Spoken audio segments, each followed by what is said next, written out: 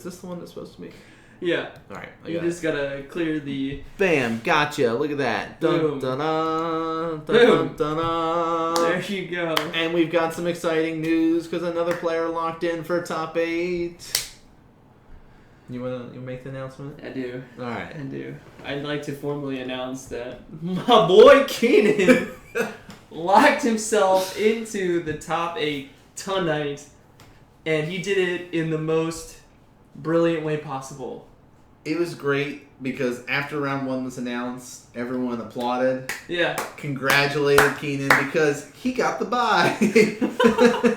He needed 1 win tonight just 3 to lock points. him in officially, have 70. He needed at least 74. By that bye, he got 75 points. Good and everyone was job, like, yes, Keenan, you did it, man. You worked hard for that. Beat the bye round 1. Don't even have to stress. Now you can Good just man. do whatever you want the rest of the day. Oh no, he's got to stress because I have been mentally preparing my questioning for his interview. He's been sitting here as like keeping track. He's got a flow chart in his room of like, all right, Keenan is this close to the top 8. Mm-hmm. Nice, okay, cool. This little like drop down where you can write down questions, scratch them out when they're not good enough for him. And they are intense questions. So just keep watch, Keenan, because I'm coming. So half of our players got 3 points. The other half did not. No draws. No draws. That's Some nice. New faces though. Mm-hmm. Awesome. Even the final week, we're seeing new faces come on out. And this officially pushed us to 60 unique players tonight with our new faces. There you go. For Season 2. So, awesome stuff. Again, tonight we are going to be focused on our top 8.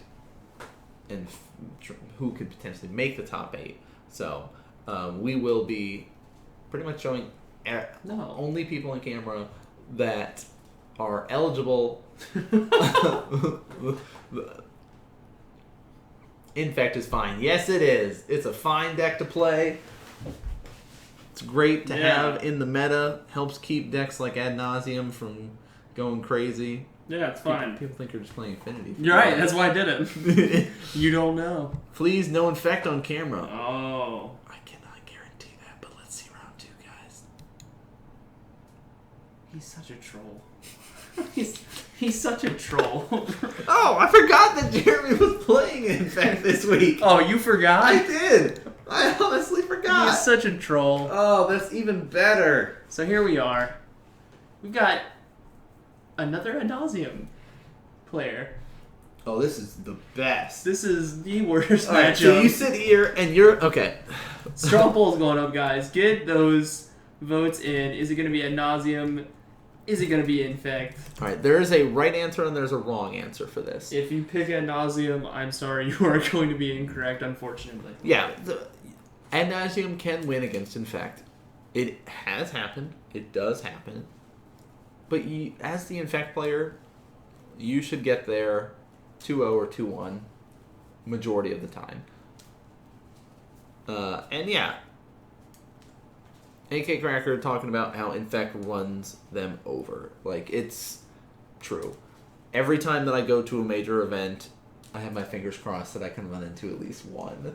The last event he went to, I caught up with him, and he said, hey, how'd you do? Well, I lost, but how'd you do? Oh, I won. Oh, what'd you play? Ad Nauseam. Really? Yep. Really? Yeah, that's sometimes how it goes. Now, Devin was on Jund for a while, played some Control for a little bit, and was like, man, I miss Ad Nauseam. After maybe playing against Derek and playing against Jeremy, and like, this is fun, I lose to this, I want to play this again. But Devin is one of our players. Is that Zangief? Devin is one of our players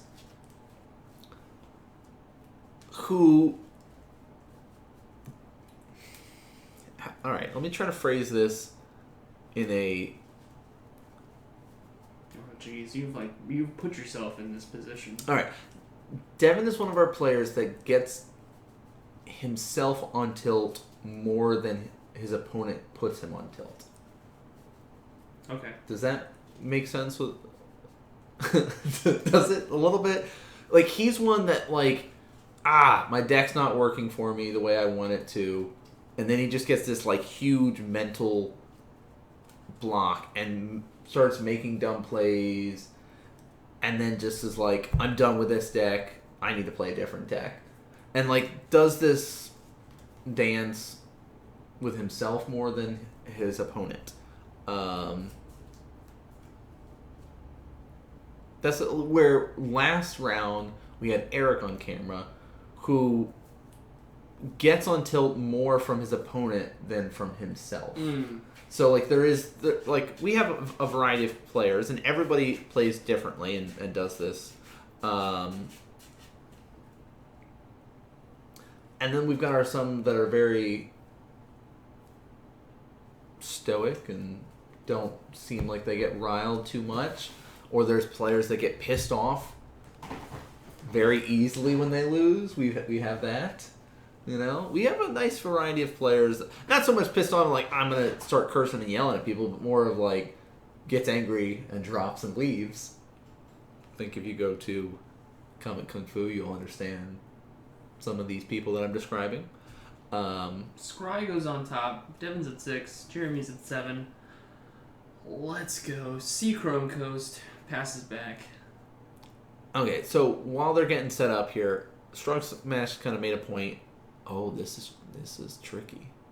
Here is my Inkmoth Nexus. Now, Devin should know that Jeremy has Affinity. You see, this is exactly very good point. So, Serum Visions, draw 1, scry 2. The most heavily armed player at the shop doesn't get up that easy. So Jeremy kind of been fluctuating around decks this season. Starts off with an Inkmoth Nexus, and Devin probably has no idea that Infect is coming his way. No. So by playing the Inkmoth Nexus now, this is both like sort of, hey, I could be on Affinity and just have a really slow hand. Yeah. Or I'm planning to attack you with the Inkmoth Nexus this turn, kind of thing.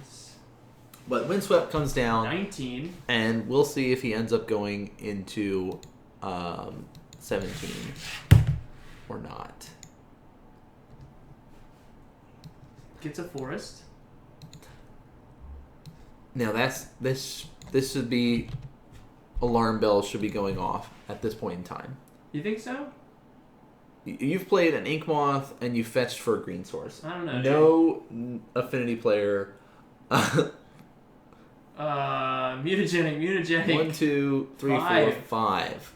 5 poison comes across on that Inkmoth Nexus, and I'm saying the jig's up now. Now we know. Things have happened. Devin's sitting with only 5 poison counters left on his life. Use Cyclone. Lotus Bloom suspended. Gataxian And Pro. he says, you know what? Let me take a gander at what you have going on. Mm-hmm. Oh, hey, look at those Angel's Graces. Don't you wish those could help you here? Let me actually adjust our life totals to the correct amount. I was so focused on giving the poison damage across.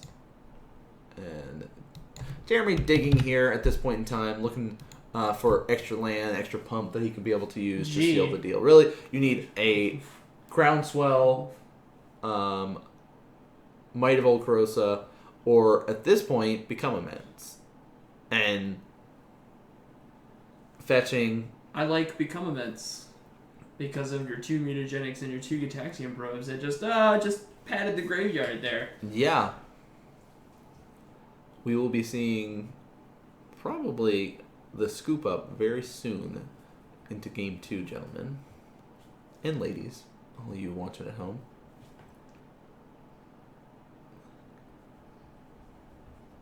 I just want to know what's in his hand. Ah, okay. So this is also kind of giving indication that he's probably sitting there with something like an Apostle's Blessing or a Vines or something like that. Anything to target his anything that could target his creature, but not enough with the lands that he's got to deal 4 because he has to pay for the Ink Moth. But Wild Defiance, an amazing card. Recommend running at least a 1 of main board for Infect players out there. Some people like to just have it in the sideboard. Really depends on what sort of style you like to go for, but you should have at least 1 in your deck somewhere. Whenever your creature becomes the target of an instant or sorcery, give that creature +3/+3. And bam! Using our handy dandy card bot to let you all know what exactly is going on. So all those lightning bolts that you would normally use to kill those Infect creatures doesn't work. Also, Twisted Image could be another thing. Yep. No, well, he doesn't have access to blue. But that could be another card he's running. Pendelhaven. Okay. Activate. So already we got 2 coming across. Vines, trigger. That's 1/4. Now, yeah, I was like, he did it wrong, but he does have a second Vines. Yeah. So, seals it up there, locks it in, being able to swing costs. That's fine. For enough damage.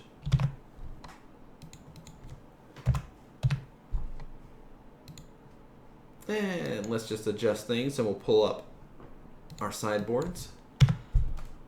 Feeling much more awake for this match because I wonder.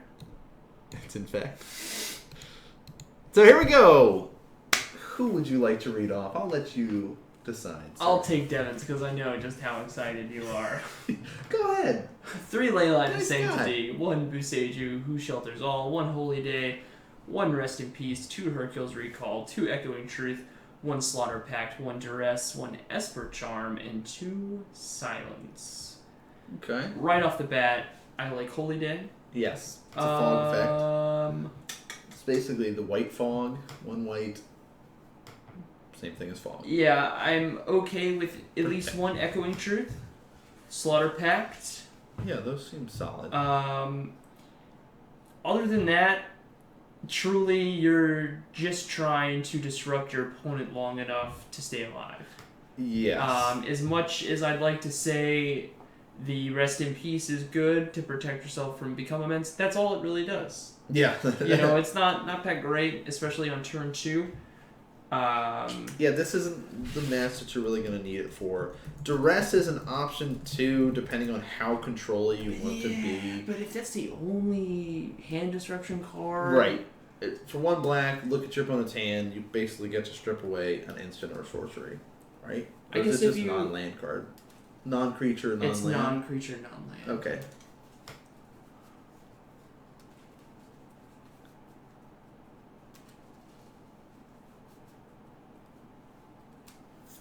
Strong Smash saying something very important when both playing as and playing against Infect that a lot of our players in our shop mess up. You need to both be very clear about what steps of the combat phase you are in and who has priority. Very good point. Oh, that's a good point. So, cool. So yeah, the delay factors, Holy Day, Echoing Truth, Slaughter Pact seem like solid 3 for sure to bring in here. Jeremy side, we've got 1 Grafdigger's Cage, 3 Nature's Claim, 1 Dryad Arbor, 1 Twisted Image, 1 Dispel, 1 Spell Skite, 1 Unravel the Aether. What is that?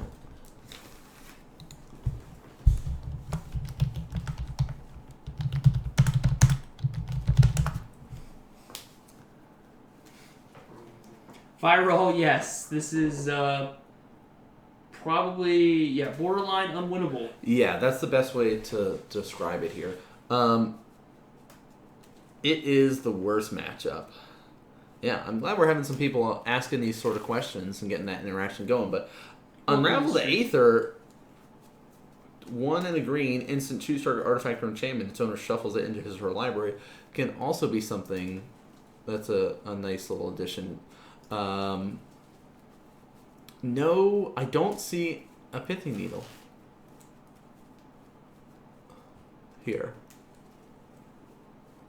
So just a little thing to know that I see lots of people like to bring in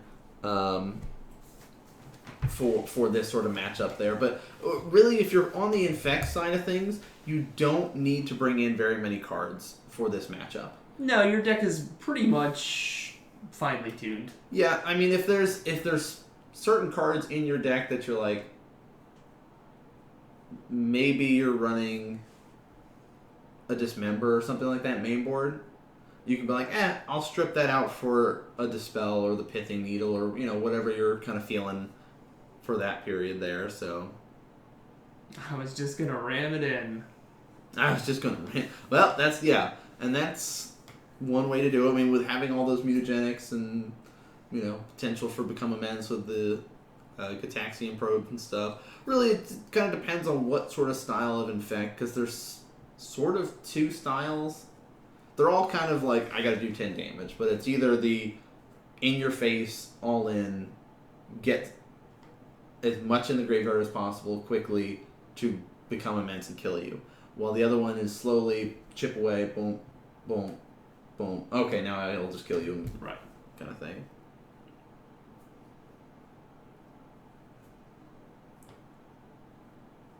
There it is.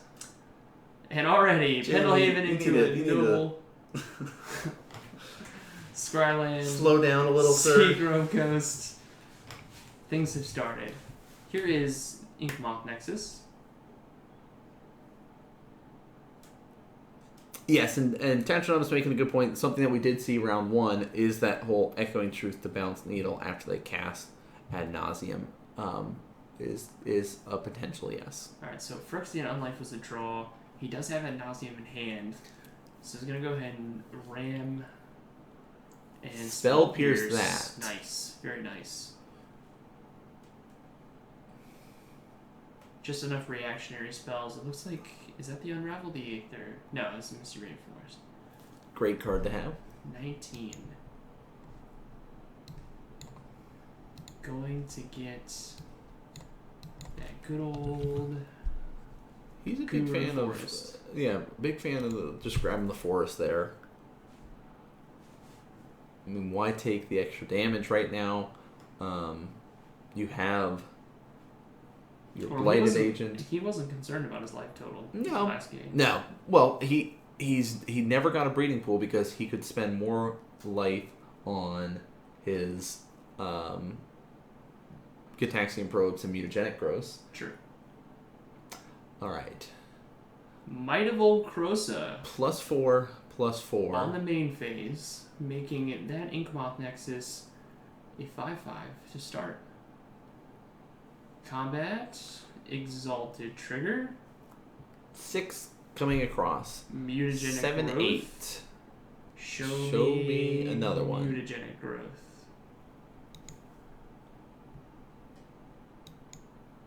4, 5, 6, 7, 8. Gonna be 8, but Slaughter Pact. Oh! And Dispel it! oh, very nice. 8 still goes off.